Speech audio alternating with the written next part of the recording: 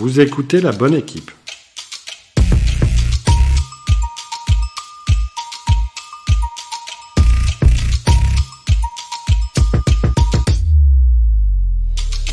On a déjà dû vous poser la question « Qu'est-ce que tu veux faire quand tu seras grand ?»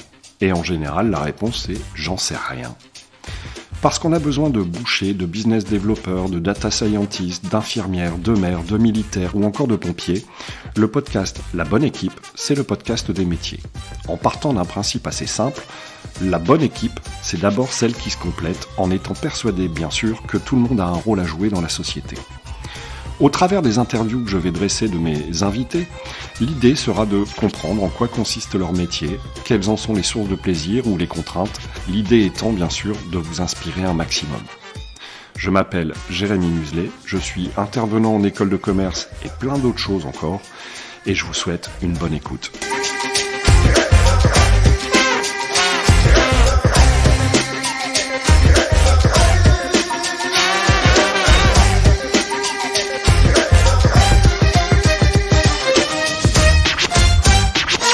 Donc voilà, nouvel épisode cette semaine et la thématique de cet épisode va être dédiée donc à l'échec de l'entrepreneur. Le sujet peut paraître curieux, mais l'idée c'est d'une part de compléter un peu le travail que fournit Mathieu Stéphanie sur le podcast Génération Do It Yourself, exclusivement dédié à l'entrepreneuriat. Parfois on peut rencontrer une zone de turbulence. Et deuxièmement, en fait, c'est aussi pour moi l'occasion de remercier une association qui a su me tendre la main à un moment compliqué de ma vie. Et pour ce faire, j'accueille Luc Lortiwa. Luc, bonjour. Bonjour Philippe. Bonjour Philippe. Merci, oui. Tout le monde m'appelle Philippe, vous ne saviez pas, ben voilà, un premier scoop. Comment Luc, je vais te demander de te présenter comme tu veux et puis je vais rebondir au fur et à mesure de ce que tu nous racontes. Alors je suis président de 60 000 rebonds de France depuis quelques mois. Je suis marié, j'ai 3 enfants, j'ai beaucoup de petits-enfants. J'ai une carrière d'entrepreneur, donc j'étais chef d'entreprise en France et en Tunisie. Plutôt solitaire, des moments fabuleux, des moments très compliqués et un final très fabuleux. Voilà, donc j'estime que j'ai eu beaucoup de chance. Et pourquoi je m'engage maintenant dans 60 000 rebonds ? Je m'engage parce que je suis interpellé d'abord par la difficulté d'entreprendre. Et je trouve qu'on est souvent seul, pas accompagné, et qu'on a du mal à demander des conseils. Donc il faut que ça change. Et ensuite, j'avais la volonté aussi de rendre, parce que j'ai été tellement, je dirais, sur mon sujet, que maintenant je suis content de donner. Une spirale vertueuse. Donc je donne à A, qui donne à B, qui donne à C, qui me redonne. Et c'est un très beau cadeau. Ok. Pour que les gens situent un petit peu, tu travaillais dans quel domaine d'activité textile, j'étais je dans pense ? la confection textile habillement. D'accord. Et donc j'avais une usine de confection sur Tourcoing, dans le nord de la France. Et après j'ai monté une usine en Tunisie, à côté de Monastir. D'accord. Voilà. Et cette usine en Tunisie, à côté de Monastir, on est monté jusqu'à 350 personnes. C'est quand même une belle unité. Ça a très bien marché pendant 20 ans, avec un associé tunisien qui était parfait. Le final était plus compliqué, la révolution du jasmin. Ah oui. D'abord. Ensuite, peut-être de la part de mon associé, la volonté de faire rentrer des enfants dans la boîte, chose qui n'était pas très judicieux. Et le début des grandes difficultés. Donc j'ai perdu cette boîte. J'ai fait un peu une traversée du désert pendant 6 mois. Et après, j'ai remonté une boîte avec un autre... des fidèles de je dirais mon chef de coupe et ma responsable qualité. Et j'ai remonté une nouvelle confection, en Tunisie toujours, et quand je l'ai vendue, on était 150. D'accord. Voilà. Donc c'est une belle histoire, et je ne vais pas trop m'étendre, mais le fait d'avoir recréé une boîte avec un Tunisien, Mohamed, d'avoir fait confiance, et c'était réciproque, c'est un cadeau merveilleux. D'accord. Et parce qu'en fait, potentiellement, en fait, les gens ne savent pas quel était précisément ton métier, mais quelle typologie de clients tu avais, à qui tu vendais? Alors, je vendais. Enfin, j'étais façonnier, donc je travaillais à façon pour les grands distributeurs de la région de France ou de Belgique. Donc, on pourrait citer Decathlon, on pourrait citer Camaïeu, on pourrait citer Kiabi, on pourrait citer Grain de Malice, etc. Donc, je travaillais pour ces gens-là. D'accord. Et alors, concrètement, 60 000 rebonds. Aujourd'hui, en fait, tu es investi dans l'association depuis un certain nombre d'années. Est-ce que tu peux nous dire à quoi ça sert? Et puis peut-être la genèse de 60 000? Alors, 60 000 rebonds, c'est je dirais l'objectif de 60 000 rebonds, c'est accompagner l'entrepreneur qui a perdu son entreprise à rebondir vite, durablement et plus solide. D'accord. Donc, je dirais 60 000 rebonds, ça correspond au nombre de liquidations qu'il y avait en 2012, quand Philippe Rambaud a créé l'entreprise, a créé l'association. Et il a créé cette association parce qu'il a lui-même vécu la liquidation. Et il a donc vécu la solitude, je dirais la question sur ses compétences. Qu'est-ce que je vaux finalement? J'ai déposé le bilan, les autres me rejettent, je suis seul. Très souvent, ça se termine par la théorie des 4D, dette, dépôt de bilan, dette, divorce, et quelquefois plus compliqué. Voilà. Donc Philippe Rambaud, il a dit on peut pas faire vivre ça à des gens, donc je vais remonter sur mon cheval et après je vais créer une association. Et il a été très bien accompagné par des politiques sur Bordeaux, par Alain Juppé. Il a été très bien accompagné par des grosses entreprises comme EY, avec Jean-Pierre Le Tartre. Et donc, il a vraiment fait il a créé, je dirais, à partir d'une frustration qu'il a eue, il a créé un accompagnement possible pour l'entrepreneur qui liquide. D'accord. Aujourd'hui, c'est une association, si je ne dis pas de bêtises, qui a fêté ses 10 ans. Alors, nous avons fêté les 10 ans de l'association, les 10 ans au niveau national. Oui. D'accord. Et donc, le principe, c'était de tourner dans les 10 régions, parce qu'il y a 10 régions aujourd'hui en France, chaque région fêtant l'événement, je dirais, localement. Voilà. Aujourd'hui, 60 000 rebonds, qu'est-ce que c'est? Si on prend les chiffres de 2020, je les ai ici, c'est 660 entrepreneurs accompagnés sur l'année 2020, c'est quand même pas mal. Oui.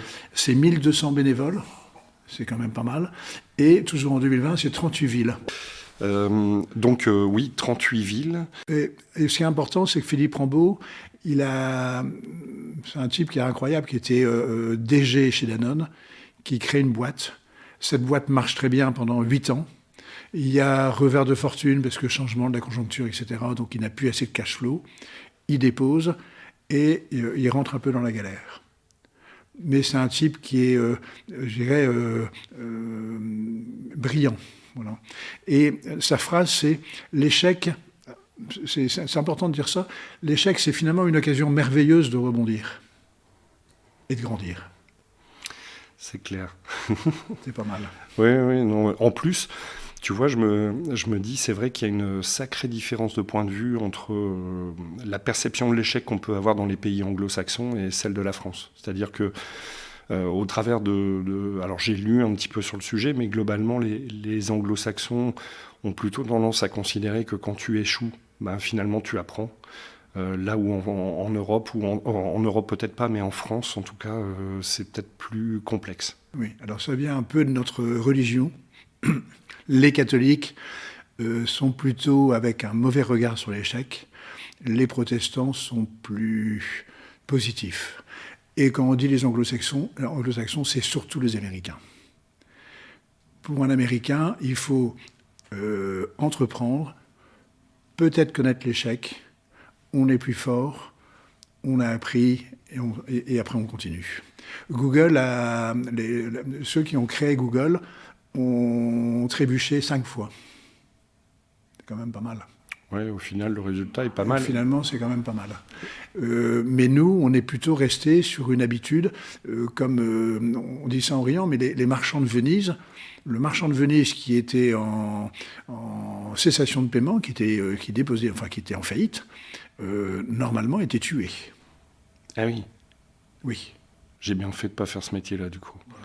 Donc, alors, ça commence à changer. L'objectif principal de 60 000 rebonds, c'est d'accompagner l'entrepreneur qui a perdu son entreprise. Quand je dis perdu, il peut l'avoir liquidé ou vendu pour 1 euro. D'accord. Pour sauver les salariés ou sauver son business. Mais il a perdu sa boîte, donc il n'a plus rien. D'accord ? Donc ça, c'est l'objectif premier de 60 000 rebonds. Le deuxième objectif, c'est de faire changer le regard sur l'échec. Ça peut commencer à l'école, ça peut commencer dans les entreprises, et ça commence aussi dans la vie de tous les jours. Changer le regard sur l'échec. Accepter que son enfant se trompe. Ah, c'est énorme. Ça. Ah, ça, c'est clair qu'il y a un peu de travail. Et alors, dis-moi, alors c'est peut-être compliqué pour toi de répondre à la question, mais l'entrepreneur en rebond, puisque c'est comme ça que ça s'appelle, il a quel profil ? Est-ce qu'il y a des métiers types ou pas du tout, pour que les gens comprennent bien à qui vous vous adressez ? L'entrepreneur en rebond qu'on accompagne, c'est en général entre 1 et 50 salariés, 1 et 100 salariés, d'accord ? La moyenne, c'est ça. C'est plutôt de la TPE, la PME ou la TPE, voilà. La très petite, la petite, mais et quelquefois quelques moyennes entreprises. On ne va pas avoir de grosses entreprises. Nous, on accueille l'entrepreneur qui était patron de sa boîte, qui était propriétaire de sa boîte. On n'est pas sur quelqu'un qui était actionnaire ou perdu dans la masse. On ne va pas accueillir chez nous, je vais dire, un actionnaire d'une boîte où il y avait 10 000 salariés. D'accord ? De la même manière, vous n'allez pas accueillir non plus des auto-entrepreneurs. Alors, on n'accueillait pas des auto-entrepreneurs et maintenant, nous avons la volonté de quand même avoir une oreille attentive. Donc de dire, on peut... Parce qu'un auto-entrepreneur, c'est quelqu'un qui peut aussi faire travailler des gens à l'extérieur, sous forme comme des prestataires de services. Et dans ces cas-là, on peut estimer qu'il est patron avec des salariés. Mais ce ne sont pas des salariés au sens qu'on entendait avant, ce sont des salariés prestataires de services. Et donc c'est la même chose pour nous. D'accord, ok. Et tout à l'heure, tu mentionnais les bénévoles de l'association. Qu'est-ce que font les bénévoles, ou en tout cas, quel profil ont-ils ? Alors, le bénévole, il y a 3 catégories de bénévoles. Il y a le bénévole coach, le parrain et l'expert. Okay. Le coach, il est coach certifié, donc c'est son métier. Et il accepte d'accompagner et de coacher les entrepreneurs gracieusement. D'accord ? C'est un cadeau qu'il fait. Alors quand on dit que c'est gratuit, il l'offre. C'est pas gratuit, c'est qu'il offre son temps de coaching. Bon, ça, c'est le premier accompagnement. Le deuxième bénévole, c'est le parrain. Le parrain est souvent un chef d'entreprise qui donne du temps pour accompagner l'entrepreneur en rebond à réécrire son histoire. Okay. L'expert, c'est le monsieur qui a le savoir. On va l'interroger pour des questions très précises. On va l'interroger pour confirmer une bonne idée. On va l'interroger pour résoudre un problème de surendettement. On va l'interroger pour uniquement voir clair en nous, etc. Donc c'est l'expert, ça. D'accord ? Donc le coach fait le coaching, il fait la courbe de deuil, il accompagne l'entrepreneur à accepter ce qu'il a vécu et à en parler de façon positive. Le parrain, il ne tient pas le stylo, mais il accompagne l'entrepreneur qui tient le stylo pour réécrire son rebond. Et l'expert, on va l'interroger si on a des choses très, très précises et très techniques à demander. D'accord. Et comment dire, est-ce que l'entrepreneur en rebond a une obligation, des obligations ? C'est quoi le contrat moral, entre guillemets ? Alors, on peut d'abord terminer les 3 grandes catégories de bénévoles. Oui. Ça rejoint les 4 valeurs de l'association qui sont bienveillance, professionnalisme, engagement et solidarité. Et ce mot engagement, il est valable pour le bénévole. Je m'engage à accompagner, je m'engage à suivre la méthode, je m'engage à faire le job. Et ça, je dirais, et ça s'adresse également à l'entrepreneur. L'entrepreneur, quand il est agréé, on lui dit, on va vous accompagner,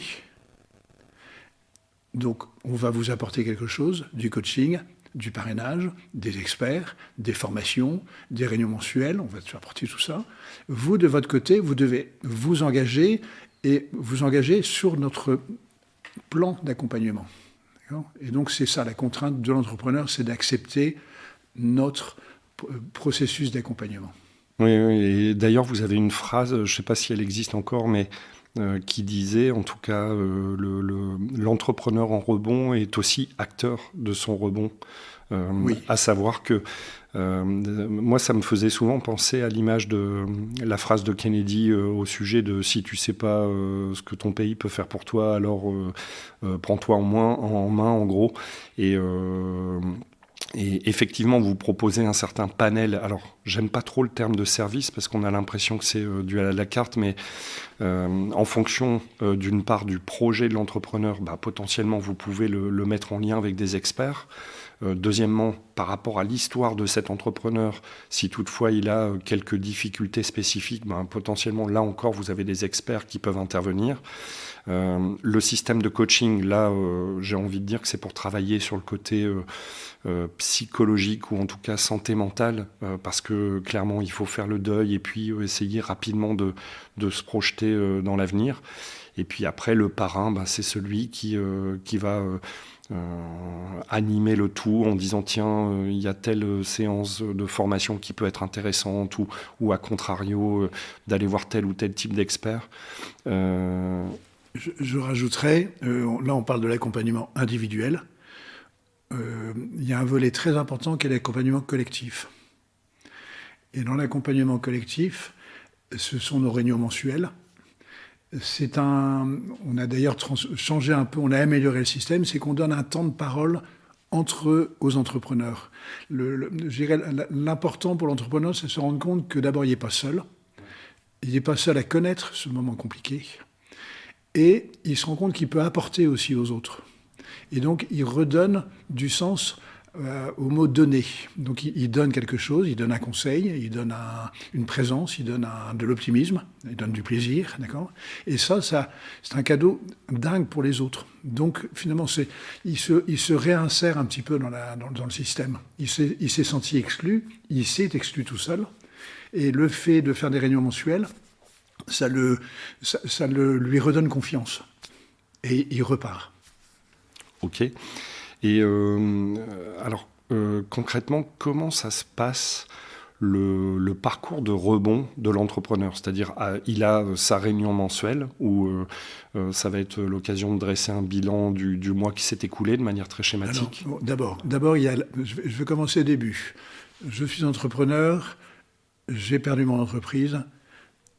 Je vois chez mon mandataire judiciaire au tribunal où des amis m'en parlent, je sais que 60 000 rebonds peut m'accompagner.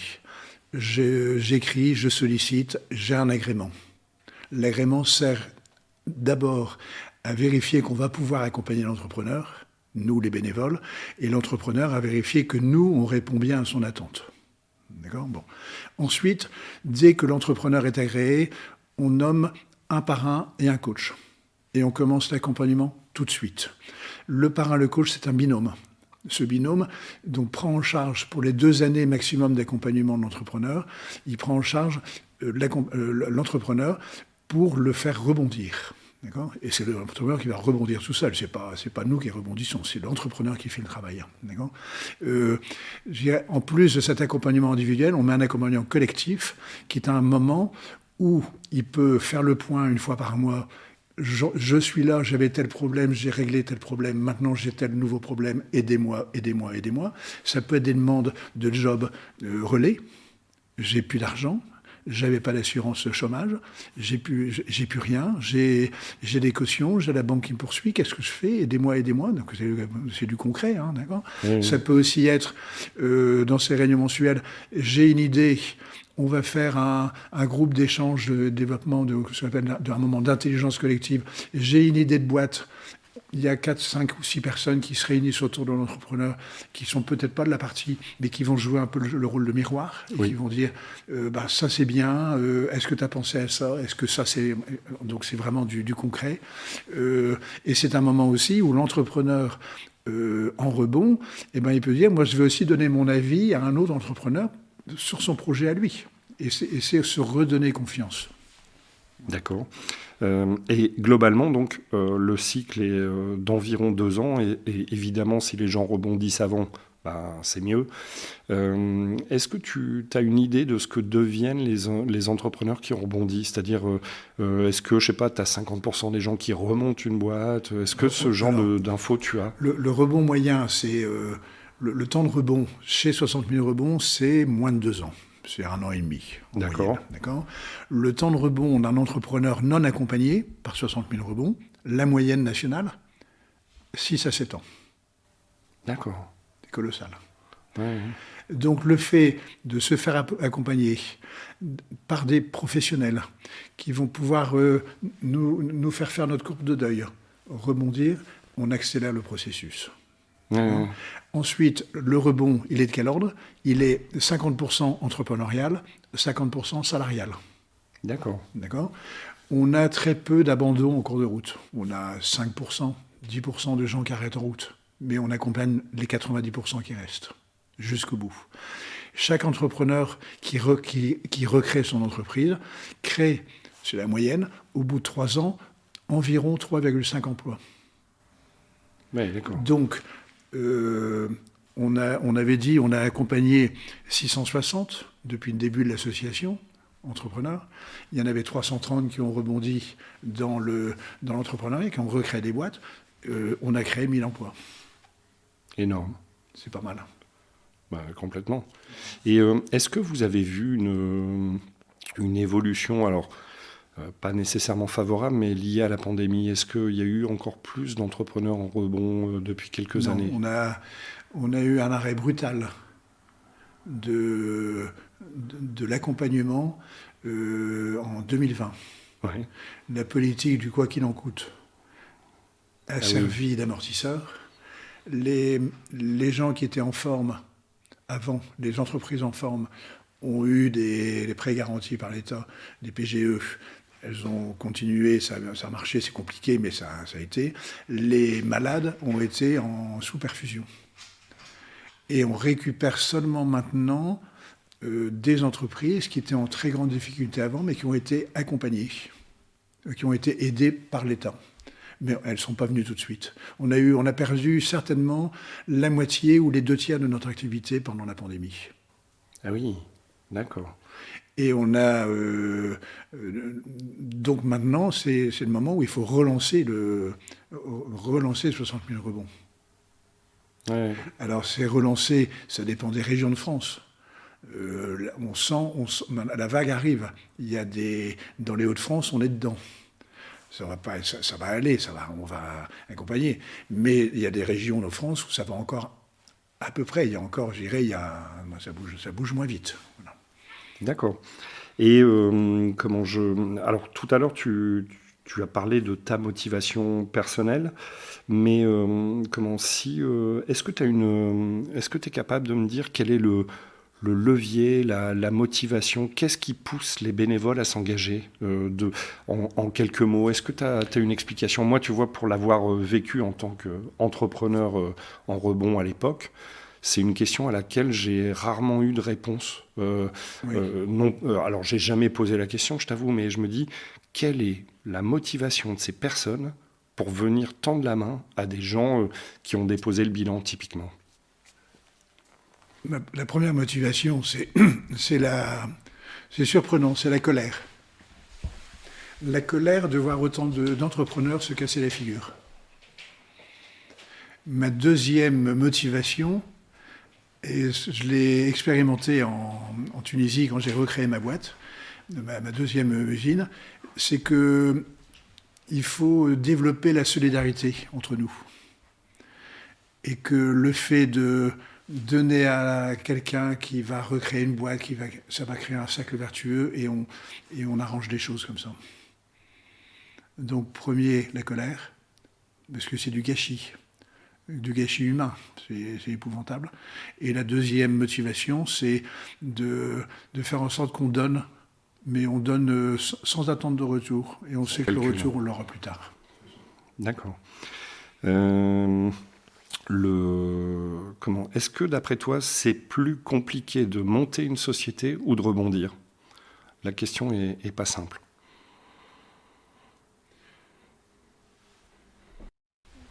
C'est plus compliqué en France, c'est encore plus compliqué de rebondir parce qu'on a cette mauvaise image de l'échec. Tandis quand on crée, la première création, on est candide. Et euphorique. Et on fonce. Ma réponse, c'est celle-là. Ok. Dans mon podcast, en fait, je fais souvent référence à la performance. Quand est-ce qu'on estime avoir été performant chez 60 000 rebonds? Comment vous mesurez votre performance? Là encore, la question peut-être pas simple. Comment on mesure notre performance? On la mesure... Alors, ça dépend si on mesure au niveau individuel ou l'ensemble de l'association. Si c'est individuel, c'est la qualité du rebond de l'entrepreneur qu'on a accompagné. Oui. C'est important, ça. Oui, bien sûr. Je ne vais pas dire une sorte de reconnaissance, mais ça a matché, quoi. Et on sait qu'on a fait du bon boulot et que l'entrepreneur, il est reparti durablement, que c'est solide. D'accord ? Si c'est au niveau de l'association, si on doit mesurer nos performances, c'est notre taux d'accompagnement par rapport au nombre de liquidations, au nombre de cessions d'entreprise, on va dire. C'est ça. Oui. C'est qu'aujourd'hui, je trouve qu'on n'a pas encore le réflexe, quand on est liquidé, de se faire accompagner. On a un pourcentage qui est très faible. On est à quelques pourcents. Oui, et en même temps, tu vois, c'est aussi de la méconnaissance. C'est-à-dire, il faut déjà réussir à connaître l'existence de 60 000 avant d'entamer la démarche. Normalement, on est là où on est présent, dans les tribunaux, chez les mandataires, on nous connaît. Il y a des flyers, il y a tout ce qu'il faut. Mais je suis surpris, il y a beaucoup d'entrepreneurs post-liquidés qui n'osent pas appuyer sur la touche et envoyer le dossier. Oui, en même temps, c'est toujours cette thématique de l'échec, tu vois, tu te dis, oui. Moi, pour l'avoir vécu, à un moment donné, tu te dis, je suis un gros nul. Il m'a fallu Moi, j'ai dû mettre une année, je pense, avant de contacter 60 000. Et à chaque fois, je me disais, non, c'est pas pour moi. Oui, mais j'ai pas envie d'en parler. C'est ça. Je me cache. Je me cache. Complètement. Et j'ai encore des exemples maintenant des gens qui ont liquidé leur boîte, qui ont fermé des beaux projets, tout, c'est fini. Ils n'osent pas taper à la porte. C'est l'objectif de 2023. Je veux qu'on soit, nous, dans les Hauts-de-France, mais c'est valable pour les autres, mais moi je parle de mon association régionale, c'est très professionnel et un acteur incontournable. Ça veut dire que ça doit être un réflexe de se faire accompagner. On se fait accompagner même si on a déjà son projet pour rebondir. On se fait accompagner parce que c'est une sorte de thérapie. Il faut faire la thérapie. Ouais, complètement. On peut pas se dispenser de mettre un couvercle en disant « j'en parle plus, c'est fini ». Il faut en parler. Et on peut rebondir 6 mois après. C'est pas, tant mieux. Il faut faire la courbe du deuil, tirer un trait sur son histoire, transformer ça en expérience et être capable après d'en parler positivement. Complètement. Et tiens, à ce propos, tu as beaucoup d'échanges avec les 60 000 des autres régions? Je sais pas, beaucoup, oui. C'est vrai? Oui. On a vraiment d'abord un accompagnement qui est national. Oui. C'est-à-dire il y a un squelette, un exosquelette d'accompagnement, et on peut expérimenter, mais on reste dans un cadre. Et donc, je suis entrepreneur, je déménage, je peux poursuivre mon accompagnement dans une autre région. D'accord. C'est pareil. Il y a autant de bienveillance et autant de professionnalisme de tous les côtés.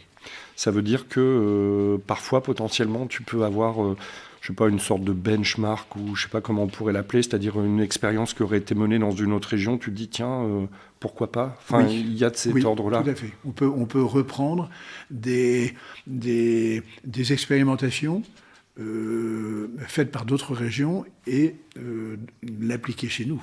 C'est possible. Et nous, on peut faire la même chose dans l'autre sens. Oui, bien sûr. Voilà. Ok. Et comment on peut vous aider chez 60 000 pour les gens qui nous écoutent, qui se disent tiens, ce qu'a expliqué Luc, c'est énorme. Comment moi, auditeur, je peux vous aider? D'abord, il faut parler de nous. L'entrepreneur ne viendra chez nous que s'il a 3 contacts qui parlent de nous. Un contact, le tribunal. Un deuxième contact, le mandataire judiciaire. Un troisième contact, les amis, la famille, les relations proches. Et j'ai oublié les experts comptables qui doivent aussi parler de nous. Mais si l'entrepreneur, il est seul, il a dit, tiens, j'ai entendu parler de 60 000 rebonds là aussi, ça a l'air sérieux. Je vais aller sur Internet, je vais aller sur le site, je vais regarder c'est quoi l'accompagnement de 60 000 rebonds. Et après, je vais oser y aller. Ok, parfait. Mais j'espère que ça en inspirera certains. Tiens, est-ce qu'il y a des personnes qui t'inspirent ou qui t'ont inspiré, Luc? Moi, des personnes qui m'ont inspiré, alors c'est pas une personne. Je suis inspiré par le combat des femmes en Iran. D'accord, et pourquoi? Parce que elles s'élèvent contre l'autorité aveugle ou religieuse des dirigeants iraniens, parce que le peuple iranien est un peuple fabuleux, et je trouve qu'elles sont sacrément courageuses, ces femmes. Et je reviens à mon expérience tunisienne. La Tunisie est un pays extraordinaire, certainement beaucoup à cause des femmes tunisiennes, qui sont un facteur d'harmonie et puis de modernisme. Voilà. Donc, je dirais c'est très général. Je ne vais pas nommer une personne, mais je trouve que se battre contre un pouvoir, c'est quelque chose de dingue. On peut penser à Mandela, on peut penser à Martin Luther King, etc., qui ont fait des choses, ou Gandhi, d'accord. Et là, je pense aujourd'hui à ces femmes iraniennes qui osent retirer leur voile et puis qui disent, nous, on veut vivre peut-être dans leur religion, parce que ça se respecte, mais différemment. Oui, complètement. Et est-ce que tu aurais un livre, une série, un film, une musique à me conseiller en disant incontournable? Moi, alors, je lis beaucoup, mais je lis beaucoup pour me détendre, des thrillers, etc. Mais j'ai un livre qui m'a beaucoup, beaucoup marqué, d'Olivier Norek, qui est un écrivain de Schnorr, comme on dit, de la région, hein, qui est un ancien flic, je crois, et qui a écrit un livre qui s'appelle Entre deux mondes. Et Entre deux mondes, c'est l'histoire d'une famille syrienne qui fuit la Syrie et qui termine dans la jungle de Calais. Ah. Et quand on décrit la jungle de Calais, c'est un truc... c'est interpellant, quoi. On n'est pas à l'aise. Il y a un truc qui ne va pas. Oui. Donc je pensais lire un thriller avec une bonne intrigue, et puis j'ai lu un bouquin de société. Ça m'a vraiment interpellé, ça. Ouais, j'imagine. Très fort. Ok. Tu as le droit de me poser une question, n'importe laquelle. Est-ce que tu en as une déjà? Tu n'es pas obligé d'en avoir une. Hein. Moi, je suis impressionné par par votre rapport à la vie qui est différent du nôtre. Nous, on était plus dans le devoir et on était, je ne veux pas dire obéissant, mais on avançait besogneusement, etc. Et vous avez une recherche de liberté et de curiosité qui est différente de nous. C'est ça qui m'interpelle. Ce que tu proposes ici comme exercice, c'est intéressant. C'est quelque chose que qui est pour moi décapant, quoi. C'est pas mal. Et décapant en quoi? Décapant parce que ça libère toutes les opinions. On peut parler, quoi. Parler, et je pense aussi, enfin en tout cas je le fais à dessein, on peut inspirer ou apprendre. Tu vois, moi j'ai effectivement, si on en revient à 60 000, j'ai eu un parrain, Thierry Dubus, un coach, Thierry Lesage, mais j'ai aussi échangé avec des gens qui n'étaient ni coach ni parrain, des gens que j'ai croisés par hasard, tu vois. Et j'ai un souvenir de mon tout premier copil, donc on va dire la réunion.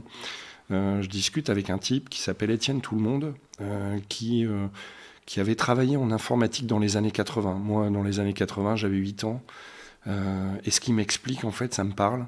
Et je me suis dit, ce soir-là, en fait, il m'a donné aucun conseil. Il m'a parlé de choses. Et je me suis dit, mais punaise, c'est tellement inspirant. Et j'ai eu le sentiment d'apprendre beaucoup. Et tu vois, sans aucun lien d'affiliation au sens l'organisation 60 000, on est toujours resté en contact, on s'appelle de temps en temps. Et c'est toujours avec plaisir que j'échange. Et je trouve aussi que le brassage de 60 000, à savoir, tu as des gens avec des métiers différents qui sont en rebond. Typiquement, moi, je me souviens avoir vu des gens qui étaient dans le commerce, des coiffeurs, des agents immobiliers, enfin, un peu de tout. Déjà, le brassage là, il est super intéressant parce que tu te rends compte qu'on a des métiers différents, mais finalement, les problématiques restent plus ou moins les mêmes pour celui qui rebondit. Et puis, tu as un brassage de générations dans le public des bénévoles entre les coachs, les parrains et ainsi de suite, qui fait que là aussi, en fait, il y a une dynamique d'échange que je trouve hyper inspirante. Et donc voilà, mais ok. Alors je rajouterais une chose, c'est que à travers je dirais, nos expériences d'accompagnement, etc., on a le projet en 2023 de lancer l'Académie du rebond. Alors qu'est-ce que c'est que l'Académie du rebond? C'est mettre en forme tout ce qu'on propose déjà à l'entrepreneur pour rebondir, sous forme de formation, sous forme de conférences, sous forme de boulot dans certaines boîtes, parce qu'on a beaucoup d'entreprises qui nous accompagnent, d'accord, et de compléter cette formation pour que l'entrepreneur, non seulement il se reconstruit à titre personnel, moralement, il se reconstruit également au niveau de ses compétences, pour lui donner des meilleures armes pour plus tard. Donc ça, c'est la volonté qu'on a. On va ouvrir des antennes, on sera plus visible, on sera plus pro, mais on aura surtout l'Académie du rebond pour vraiment donner le maximum de chance à l'entrepreneur. D'accord. Luc, est-ce qu'il y a un sujet que je n'ai pas abordé avec toi et qu'on aurait dû aborder, ou une thématique que j'aurais pu oublier? Non, je dirais seulement qu'on est très proche des entreprises de la région qui accompagnent 60 000 rebonds. On a besoin de partenaires entreprises, on a besoin d'eux parce qu'on a besoin qu'ils soient présents chez nous, présents sous forme de job relais, sous forme de partage de compétences, sous forme de stage, etc. On a besoin également d'être chez eux pour que leurs salariés puissent, et leurs managers puissent apprendre la notion de l'échec, le droit à l'échec. C'est important pour manager une boîte. Et on a besoin d'eux également pour qu'ils soient présents à nos côtés, parce que malheureusement, on a besoin d'argent aussi pour faire vivre l'ensemble. Oui, bien sûr. Et d'ailleurs, il y a un sujet que tu n'as pratiquement pas abordé. On en a parlé en off tout à l'heure, mais celui de la frugalité. En disant, c'est vrai que parfois le terme association peut faire peur, mais peur dans le sens dérive, dépenses peut-être exagérées. Et peut-être que tu pourrais nous dire quelques mots, justement. Je ne vais pas donner trop de chiffres. Non, sans parler de chiffres, mais d'expliquer la philosophie. Il y a, pour faire fonctionner une association, il faut des bénévoles. Mais pour avancer plus vite, il faut également des salariés. Donc c'est pour ça qu'il faut trouver un équilibre où on ne tombe pas dans des salariés qui passent leur temps à chercher de l'argent pour se payer, mais qui travaillent pour faire grandir l'association. Donc ça, c'est important. Donc il faut qu'on ait des donateurs ou des subventions qui soient raisonnables et qui nous permettent de nous retirer cette préoccupation de l'esprit pour que nos salariés permettent d'aller plus vite dans l'accompagnement et dans le développement de l'association. Et les bénévoles, c'est bien les bénévoles, mais le bénévole, il va le faire, mais moins vite. Donc on sera plus efficace en ayant les deux. On est frugal, mais on est dans du sérieux aussi. Donc ça demande d'être professionnel. Oui, ça paraît logique. On ne peut pas s'amuser à dire on va le faire comme ça un petit peu à la petite semaine. Il faut des règles. C'est très compliqué. On travaille sur de l'humain. On doit respecter la personne. Il y a de la confidence, il y a tout ça. Donc ce n'est pas des choses qu'on fait à la légère. Donc ça demande des procédures. Donc c'est lourd. Normal. Voilà. Il faut que ce soit cadré, carré, pro. Écoute Luc, merci beaucoup. Pour ce... Merci Philippe. Merci Philippe, voilà. merci pour ce témoignage. Écoutez, on se retrouve, on se retrouve donc pour un prochain épisode la semaine prochaine. Je vous embrasse et à bientôt. Ciao. Si tu es arrivé jusque-là, c'est que tu as écouté cet épisode dans son intégralité et dans ce cas-là, je t'en remercie vivement. Si tu veux nous aider à remonter dans les moteurs de recherche, pour ça, il y a 3 solutions. La première, abonne-toi directement au podcast La Bonne Équipe. La deuxième, mets-nous des commentaires trop sympas et des évaluations qui vont avec sur les plateformes comme Apple Podcast ou Spotify.